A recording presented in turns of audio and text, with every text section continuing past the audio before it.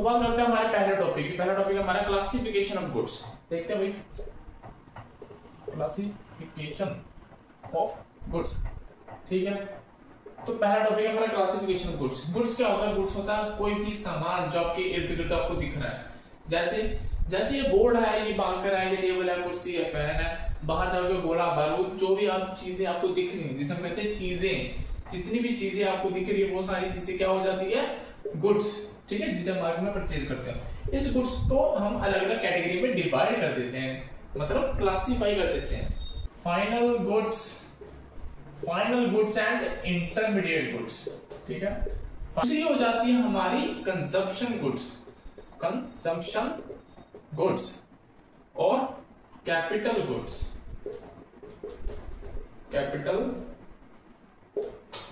Total हमारे पास दो तरह के गुड्स, एक है final goods and intermediate goods, दूसरी है consumption goods and capital goods. Final goods क्या होती है? जो गुड्स पूरी तरह से पूरी हो चुकी है, जिसमें और भी चीज प्रोडक्शन करने की जरूरत नहीं है, जो फुल एंड फाइनल पीस है आपके पास, वो हो जाता है फाइनल गुड्स। लेकिन जिसमें कोई ना कोई वैल्यू एडिशन करने की जरूरत होती है, वो हो जाता है हमारा इंटरमीडिएट गुड्स। मतलब इसमें प्रोडक्शन अभी होनी बाकी है, इसमें कोई ना कोई प्रोडक्शन अभी और होगी, कोई ना कोई वैल्यू ऐड अभी और होगी। अच्छी चीज क्या होती है कि जब इसमें सारी प्रोडक्शन हो जाती है, जब इंटरमीडिएट गुड्स में सारी प्रोडक्शन हो जाती है, तो वो फाइनल गुड्स बन जाती है। मतलब इंटरमीडिएट गुड्स हमेशा होती है अधूरी। क्या होती है? अधूरी। लेकिन जब वो पूरी हो जाती है तो वो फाइनल गुड्स बन जाती है। आसान। इंटरमीडिएट गुड्स में रॉ मटेरियल आ जाता है भाई। और अगर मान लो कहीं से आपने सामान खरीदा है, किस चीज के लिए? रीसेल करने के लिए, तो वो भी इंटरमीडिएट गुड्स में आ जाते हैं। आगे हम अच्छे से पढ़ेंगे, ये जस्ट ब्रीफ है। उसके बाद आ जाते हैं कंजम्पशन गुड्स। कंजम्पशन गुड्स नाम से पता लगते हैं। कंजम्पशन गुड्स का मतलब ये होता है कि जो गुड्स को हम कंज्यूम कर लेते हैं। कंज्यूम कर लेते हैं मतलब मार्केट से आपने ब्रेड खरीदी और खा गए, मार्केट से आपने क्लोथ्स खरीदे और पहन लिए, बस जितने कंज्यूम करते हैं, जिन चीजों को आप कंज्यूम करते हैं, मतलब नॉर्मली हाउसहोल्ड्स करते हैं कंज्यूम। ठीक है, उसके बाद आते हैं कैपिटल गुड्स। कैपिटल गुड्स क्या हो जाते हैं भाई? वो सारा सामान जिसे हम खरीदते हैं ताकि हम उससे कोई ना कोई फ्यूचर में बेनिफिट ले पाए। जैसे प्रोड्यूसर ने क्या खरीदा? मशीन खरीदी। क्या खरीदा? मशीन्स खरीदी। मशीन खरीदी थी अब, लेकिन इस्तेमाल वो करता रहेगा 3, 4, 5 साल तक, मतलब उसका बेनिफिट काफी सालों तक लेता रहेगा। तो ये सारी होती है छोटी सी ब्रीफ। फाइनल गुड्स मतलब क्या? वो सारे गुड्स जिनमें हमें और की प्रोडक्शन करने की जरूरत नहीं होती है, मतलब विच cross the boundary line of production, कोई प्रोडक्शन करने की जरूरत नहीं है, और रेडी टू यूज, इस्तेमाल करने के लिए तैयार हो जाते हैं। सामान बन गया, लेकिन उसे इस्तेमाल कौन करेगा? Final user. कौन इस्तेमाल करेगा? या तो कंज्यूमर इस्तेमाल कर सकता है या प्रोड्यूसर इस्तेमाल कर सकता है। अगर फाइनल गुड्स को कंज्यूमर इस्तेमाल करता है तो उसे हम कहते हैं फाइनल कंज्यूमर गुड्स। ठीक है, अगर फाइनल गुड्स को कंज्यूमर यूज करता है तो उसे हम कहते हैं फाइनल कंज्यूमर गुड्स। अगर फाइनल गुड्स को प्रोड्यूसर ने यूज किया तो उसे हम कहते हैं फाइनल प्रोड्यूसर गुड्स। ठीक है, उसे हम कहते हैं फाइनल प्रोड्यूसर गुड्स। अब कंज्यूमर कोई सामान क्यों खरीदेगा? For the satisfaction of his wants. ठीक है, अपनी जरूरतों को पूरा करने के लिए। ठीक है, वहीं पर अगर प्रोड्यूसर कोई सामान को खरीद रहा है तो वो किस चीज के लिए खरीदेगा? वो खरीदेगा उस सामान को यूज करने के लिए एज अ फिक्स्ड एसेट। और फिक्स्ड एसेट कहां पर इस्तेमाल करेगा? In the process of production. जो हमारे फाइनल गुड्स होते हैं ना, वही पार्ट बनते हैं नेशनल इनकम का। मतलब जब हम नेशनल इनकम को कैलकुलेट करते हैं तो हम फाइनल गुड्स की वैल्यू लेते हैं, इंटरमीडिएट गुड्स की वैल्यू नहीं लेते। Means final goods become the part in the estimation of national income. Intermediate good हमने बात की थी। इंटरमीडिएट गुड्स मतलब वो सारे गुड्स जिसमें अभी भी प्रोडक्शन होनी बाकी है, वो सारे गुड्स जिन्हें फाइनल यूजर डायरेक्टली यूज नहीं कर सकते, और वो सारे गुड्स जिनमें वैल्यू एडिशन अभी होना बाकी है, उसे हम कहते हैं intermediate goods.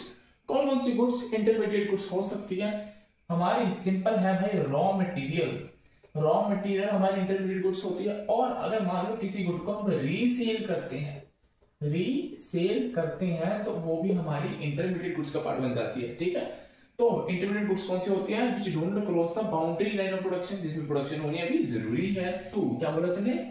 Not ready to use by the final user के द्वारा अभी यूज नहीं की जा सकती।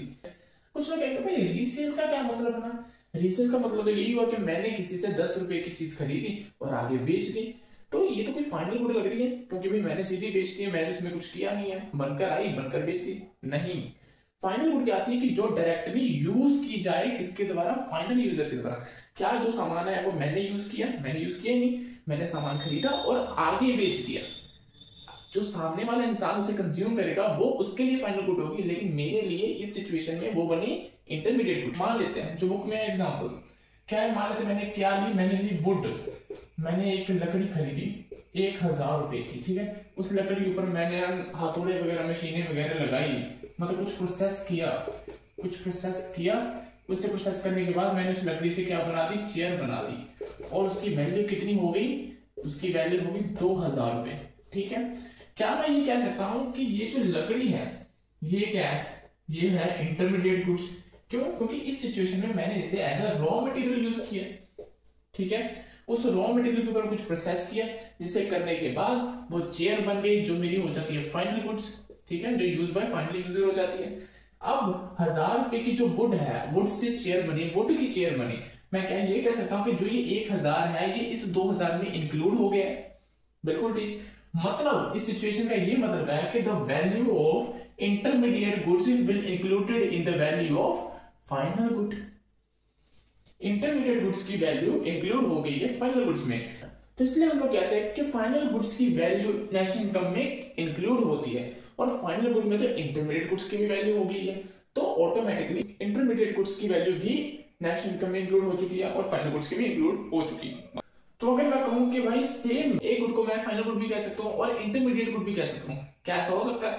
मतलब गुड एक ही है, लेकिन मैं फाइनल गुड भी कह रहा हूं और उसमें इंटरमीडिएट गुड भी कह सकता हूं, लेकिन किस बेस के ऊपर मैं उसे क्लासिफाई करूं? तो सिंपल है, एक ही बेस है, वो है एंड यूज, कि एट लास्ट हम उसका क्या यूज कर रहे हैं। जैसे सिंपल केस है, मैंने मार्केट से शुगर खरीदी और खरीदते साल उसे मैंने कंज्यूम कर ली, सामान खरीदा और कंज्यूम कर लिया, वो मेरा क्या पार्ट बनता है? Final good. लेकिन मैंने वही शुगर से क्या किया, एक लड्डू बनाए, शुगर से मैंने लड्डू बनाए, इस केस में मैंने शुगर को as a raw material treat किया, तो वो बन जाते हैं इंटरमीडिएट गुड्स। मतलब काम आता है सबसे इंपॉर्टेंट चीज एंड यूज क्या है। एंड यूज मतलब लास्ट में आपने उसका क्या इस्तेमाल किया। इस केस में आपने उसको डायरेक्टली कंज्यूम कर लिया तो आपका फाइनल गुड बन गया, इस केस में आपने as a raw material use किया तो आपका इंटरमीडिएट गुड बन गया, ठीक। अब हम बात करेंगे कंजप्शन गुड्स की। कंजप्शन गुड्स क्या होते हैं? कंजप्शन गुड्स सिंपल है, कंज्यूमर जो सामान को कंज्यूम कर लेता है for the satisfaction of his wants. जो कंजप्शन गुड्स होती है ना, वो अलग अलग कैटेगरी में डिवाइड की गई है। जैसे पहले है ड्यूरेबल कंजप्शन गुड्स। ड्यूरेबल मतलब वो सारी गुड्स जो काफी समय तक चलती हैं, प्लस जो थोड़ी महंगी भी होती है। मतलब वो सारी गुड्स जो सेवरल ईयर्स तक चलती है, उसके अलावा वो हाई वैल्यू की होती है। क्या होती है? हाई वैल्यू की होती है, महंगी होती है थोड़ी बहुत। अब ड्यूरेबल गुड्स कौन कौन से हो सकते हैं? जैसे टीवी, स्कूटर वगैरह। अब ये जो सारी चीजें ये थोड़ी महंगी होती है और काफी समय तक चलती होती है।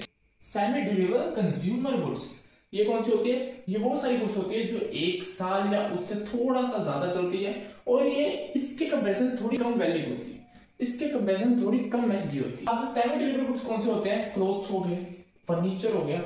नॉन ड्यूरेबल या सिंगल यूज सिंपल आ गया। आप लोग मार्केट में गए, मार्केट में जाकर आपने क्या किया? ब्रेड खरीदी, खरीदते साल उसे खा गए, खाते साल ब्रेड खत्म। सिंगल यूज बात खत्म।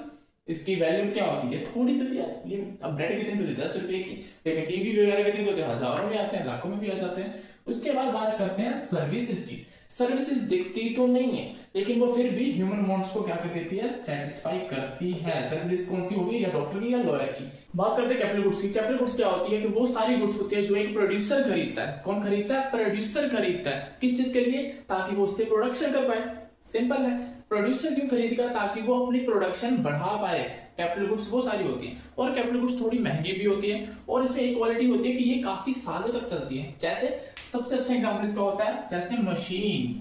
भाई साहब मशीन, तो एक प्रोड्यूसर ने मशीन खरीदी, मशीन थोड़ी महंगी होती है, 1,00,000-2 लाख की मान लो मशीन खरीदी, उससे वो 5 से 6 साल तक प्रोडक्शन करेगा। बिल्कुल इतने साल तक चलेगी, इतनी हाई वैल्यू है, तो इसे हम कहेंगे कैपिटल गुड, ठीक है। कैपिटल गुड्स नॉर्मली क्या होती है? Fixed asset of the producer. अब भाई प्रोड्यूसर कौन से हालातों में कैपिटल गुड्स को खरीदता है? तो उसके मेनली 2 रीजन हो जाते हैं। पहले तो मान लेते हैं कि रिप्लेसमेंट ऑफ, क्या होता है? Replacement of capital stock, replacement of capital stock. पहले तो क्या भी, अब उसने एक मशीन को 5 से 6 साल चला लिया, उसे जंग लग गया या वो थोड़ी खराब होगी तो उसे रिप्लेस करके नई मशीन खरीद ली, तो पहला तो केस आ जाता है रिप्लेसमेंट। दूसरा क्या होता है, दूसरा होता है एडिशन।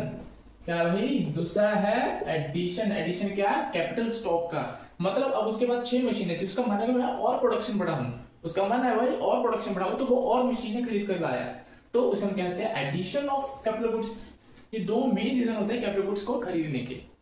तो आज आता है अगले टॉपिक पे। ये टॉपिक काफी अच्छा है और थोड़ा सा दिमाग लगा के समझने पड़ता है। All the capital goods are producer goods. सारी की सारी कैपिटल गुड्स प्रोड्यूसर गुड्स होती हैं, लेकिन all the producer goods are not capital goods. लेकिन सारी की सारी प्रोड्यूसर गुड्स कैपिटल गुड नहीं होती। एक में कहता होती है, एक में कहता नहीं होती है। गलत बात है। चलो हम देखते हैं कि भाई ये सही कह रहा है कि गलत कह रहा है।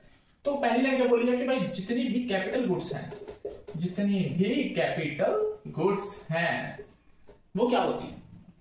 तो पहली बात क्या है भाई कि कैपिटल गुड्स क्या होती है, वो सारी गुड्स होती है जो प्रोड्यूसर, हमने पढ़ा है कि जो प्रोड्यूसर क्या करता है, खरीदता है और उसे इस्तेमाल करता है in the process of production.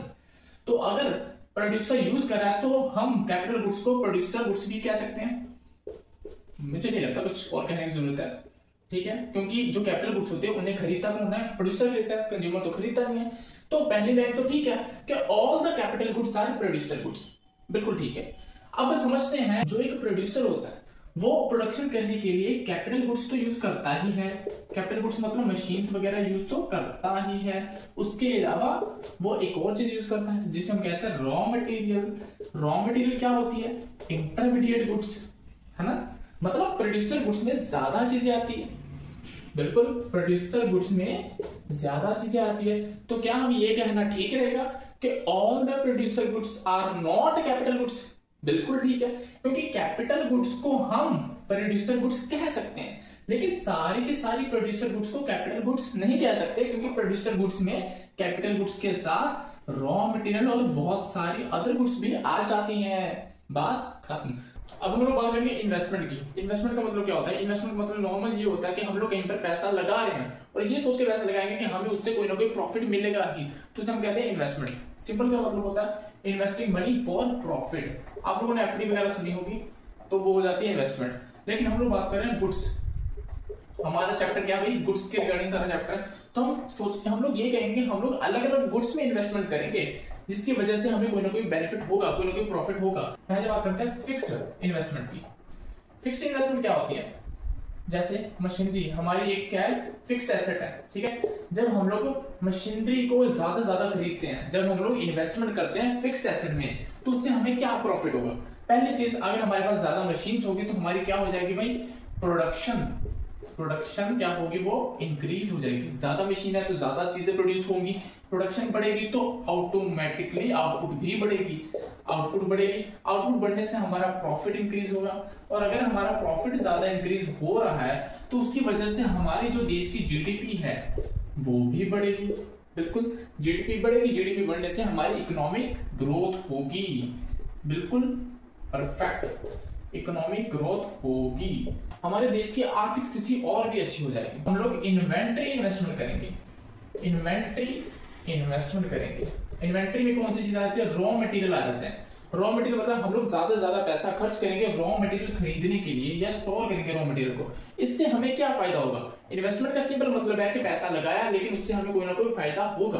तो अगर हमने ज्यादा रॉ मटेरियल अपने पास रखा, सबसे इंपॉर्टेंट चीज क्या हो जाती है, अगर मान लो कि मार्केट में कभी महंगाई हो जाती है तो हमें उसका सामना नहीं करना पड़ता। हमने तो उस समय रॉ मटेरियल खरीदा था जब प्राइस कम था, तो इन्फ्लेशन की सिचुएशन में हम लोग बच जाते हैं, इन्फ्लेशन से हम लोग बच जाते हैं। उसके अलावा क्या है कि हम लोग हमेशा रेडी रहते हैं सप्लाई करने के लिए, अनइंटरप्टेड सप्लाई होती है। मतलब अगर मान लो कि हमारे पास हर वक्त रॉ मटेरियल है, मतलब हम हर वक्त कोई ना कोई चीज प्रोड्यूस कर सकते हैं, हमें कोई इश्यू नहीं है। जब भी हमें कोई ऑर्डर आएगा हम उसी समय प्रोडक्शन कर देंगे। ऐसा नहीं कि आज ऑर्डर आया कल हम मार्केट जाएंगे रॉ मटेरियल खरीदेंगे और सामान बनाना शुरू करेंगे, ऐसा कुछ नहीं।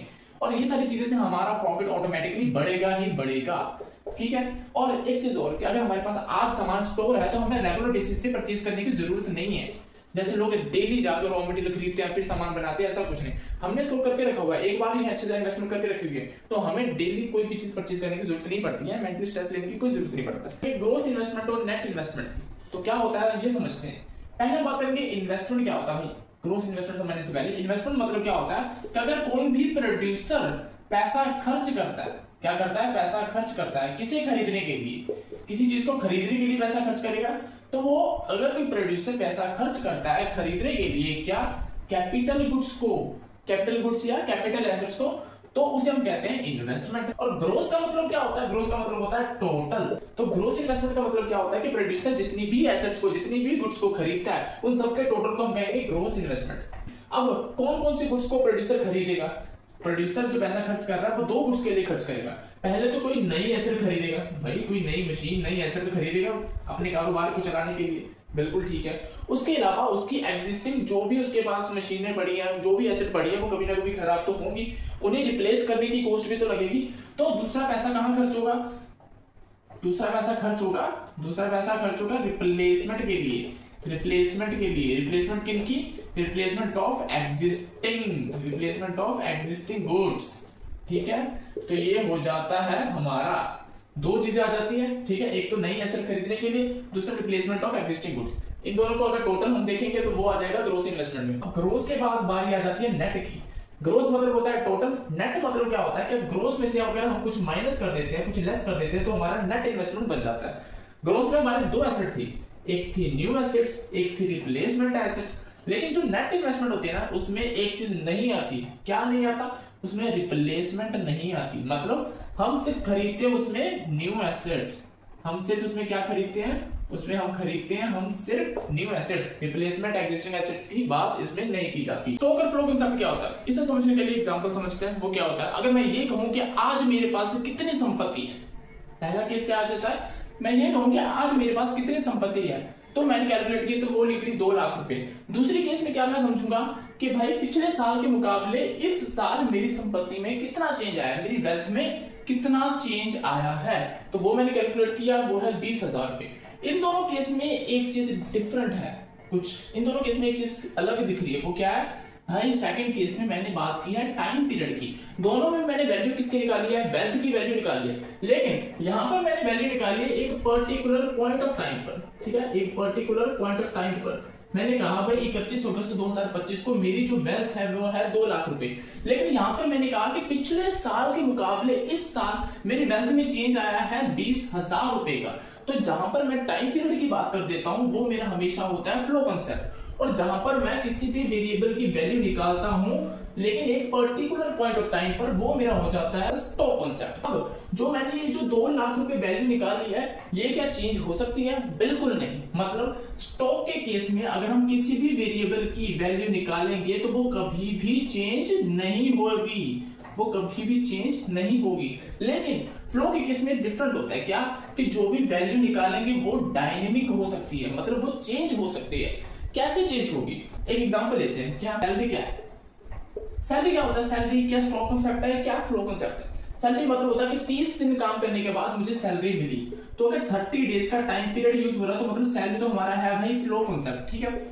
अब सैलरी क्या होता है कि एक महीना काम किया, भाई मेरी मानो सैलरी 10,000 रुपए, क्या सैलरी मेरी 10,000 रुपए हर महीने आती रहेगी, ऐसा नहीं है। किसी महीने अगर मैंने छुट्टी मान ली, हॉलीडे ले लिया, तो शायद 9,000 रुपए या 9,500 कुछ मेरी वैल्यू आती रही। मतलब जो फ्लो का केस होता है उसमें जो वैल्यू निकलती है वो चेंज हो सकती है, लेकिन फिर स्टॉक के केस में ऐसा नहीं हो सकता। अब एक एग्जांपल और ले लेते हैं। तो भाई जब भी हम लोग प्रॉफिट एंड लॉस अकाउंट बनाते हैं तो उसमें क्या हम सबसे ऊपर क्या लाइन लिखते हैं, profit and loss account for the year and जो भी है, ठीक है। बैलेंस शीट अगर हम बनाते तो बैलेंस शीट में हम क्या लिखते हैं, बैलेंस शीट एज ऑन 31 मार्च जो भी होगी। बैलेंस शीट को हम बनाते हैं एक पर्टिकुलर पॉइंट ऑफ टाइम पर, ठीक है भाई, 31 मार्च जो भी साल होगा उसका। लेकिन जो प्रॉफिट लॉस अकाउंट बनाते हैं वो बनाते हैं फॉर द ईयर, एक साल पूरे का। तो प्रॉफिट एंड लॉस अकाउंट में हम लोग बात करते हैं टाइम पीरियड की, मतलब वो हो गया हमारा फ्लो कांसेप्ट। लेकिन बैलेंस शीट जो बनती है वो बनती है पर्टिकुलर पॉइंट ऑफ टाइम पर, तो ये हमारा हो जाता है भाई स्टॉक कांसेप्ट। तो बात करते हैं 4 सेक्टर ऑफ द इकोनॉमी, मतलब हमारी इकोनॉमी में 4 सेक्टर है। कौन कौन से सेक्टर है, एक है हाउस होल्ड सेक्टर, फिर है प्रोड्यूसर सेक्टर, फिर है गवर्नमेंट सेक्टर, और लास्ट में जाता है एक्सटर्नल सेक्टर। इन दोनों सेक्टर का भी कोई काम नहीं, पर समझेंगे क्या हो सकता है। हाउस होल्ड सेक्टर क्या है? हाउस होल्ड सेक्टर मतलब हम जैसे लोग, हम लोग क्या करते हैं, गुड्स एंड सर्विसेज को कंज्यूम करते हैं, तो हम है consumer of goods and services, पहली चीज होगी।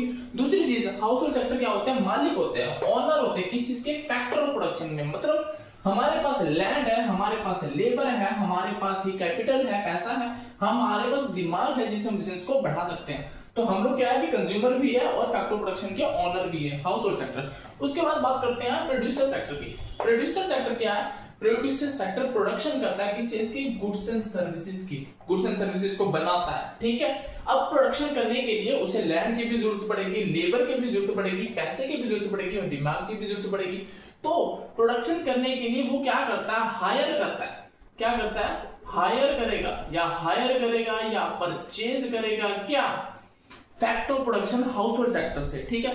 तो ये काम हो जाता है प्रोड्यूसर सेक्टर का। तो बात करेंगे गवर्नमेंट सेक्टर की। गवर्नमेंट सेक्टर क्या करता है? गवर्नमेंट सेक्टर हम सबसे पैसा लेता है, टैक्स लेता है, उसके बदले में कोई वेलफेयर सर्विसेज देता है, हमारे लिए वेलफेयर सर्विस देता है और हमारी सिक्योरिटी करता है, हमारे डिफेंस फोर्स में पैसा इन्वेस्ट करता है, ये करता है गवर्नमेंट सेक्टर। उसके बाद बात करते हैं एक्सटर्नल सेक्टर। नाम से पता लगता है हम एक्सटर्नल बात करें, मतलब देश के बाद की, मतलब हमारी इंडिया कंट्री को छोड़ के उसके अलावा जो पूरा वर्ल्ड है उसकी बात करता है, इंपोर्ट एक्सपोर्ट की बात करता है, और हमारे देश का पैसा बाहर जा रहा है, बाहर का पैसा हमारे देश में आ रहा है, उस सब चीजों की बात करता है एक्सटर्नल सेक्टर। बात करते हैं इंटर सेक्टर फ्लो की। इंटर सेक्टर फ्लो का मतलब क्या होता है कि भाई एक सेक्टर दूसरे सेक्टर के ऊपर डिपेंडेंट है।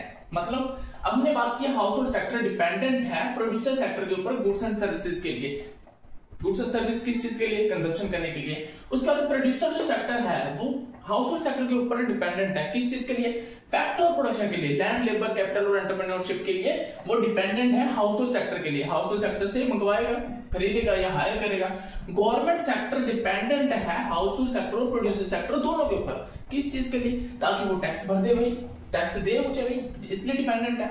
और उसके अलावा हाउस होल्ड सेक्टर और प्रोड्यूसर सेक्टर वो भी गवर्नमेंट सेक्टर के ऊपर डिपेंडेंट है। गवर्नमेंट सेक्टर के ऊपर हम क्यों डिपेंडेंट है? हम क्या मांग रहे हैं? हम लोग तो टैक्स दे रहे हैं, उसके बदले में क्या मांग रहे हैं? ताकि हमारी वेलफेयर के रिलेटेड कोई भी पॉलिसीज आ जाए या हमारी सिक्योरिटी ठीक रहे।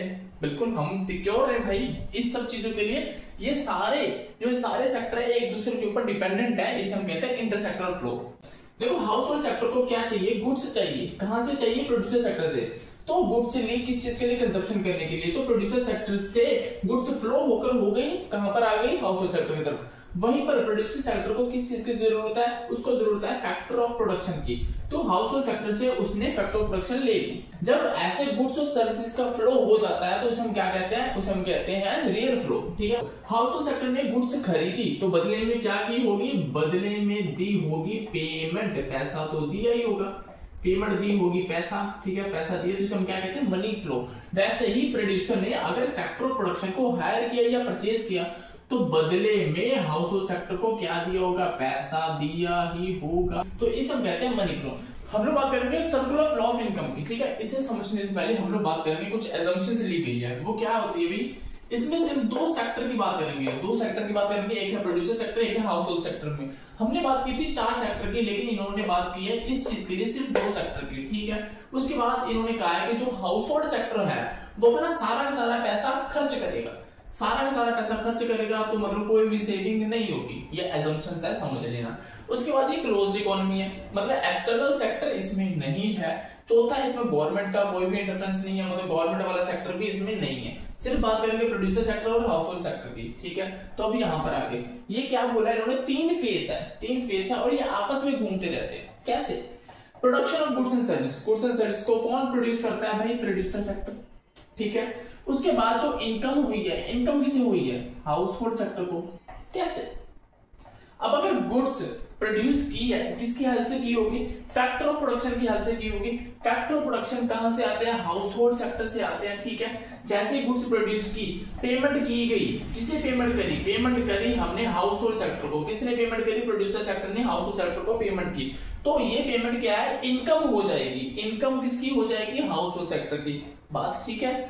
अब हाउस होल्ड सेक्टर क्या करता है? हाउस होल्ड सेक्टर क्या करता है? अपनी इनकम को खर्च करता है। किस चीज के लिए? गुड्स एंड सर्विस को खरीदने के लिए। हम मान लें कि जो भी प्रोड्यूसर सेक्टर ने गुड्स को बनाया है, उन सब गुड्स को किसने खरीद लिया? हाउस होल्ड सेक्टर ने। अगर हम किसी गुड्स को ज्यादा से ज्यादा खरीदते हैं तो उसकी वजह से क्या होता है? उस गुड्स की डिमांड बढ़ती है। अगर डिमांड बढ़ेगी, प्रोड्यूसर सेक्टर उस गुड्स को दोबारा से क्या करेगा? दोबारा से क्या करेगा, बनाएगा, प्रोड्यूस करेगा, दोबारा प्रोड्यूस करेगा तो दोबारा से इनकम होगी हाउस होल्ड सेक्टर की, दोबारा इनकम होगी तो वो दोबारा पैसा खर्च करेगा। तो ऐसे ही ये सर्कुलर फ्लो चलता रहता है। अगर आपको चैप्टर में कोई भी प्रॉब्लम आई तो आप कमेंट में लिख दीजिए और लाइक कमेंट शेयर कर दीजिए, थोड़ा मजा आता है। और उसके अलावा और भी सारे चैप्टर्स की वन शॉट वीडियो आएगी थोड़े टाइम के अंदर, ठीक है? तो लाइक कमेंट शेयर करते रहिए।